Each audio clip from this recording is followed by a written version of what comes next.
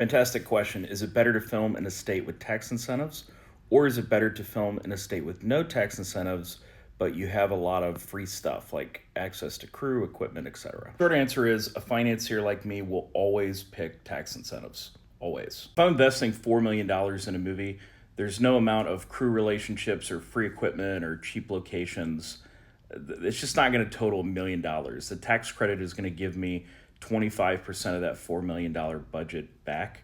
And in a form that is collateralized, meaning it's not just a discount, it is a piece of hard collateral that I can take a loan out or just use it for recoupment for my investor. In the best greenlight scenario, you have both. You have an understanding of what the crew and resources are like locally. All that amounts to what's called the cost of production.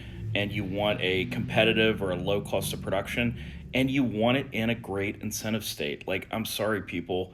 I'm not just bringing you down to Louisiana, Mississippi because I'm from there. The credits are better. It is a better production scenario that allows you to put more money on screen than some of these other states. It's just the truth. The only exception to this is if you have a very low budget movie. If you've got a movie that's under, $300,000, $400,000, that will not earn tax credits in most states. There's only a few states where you can actually get tax credits.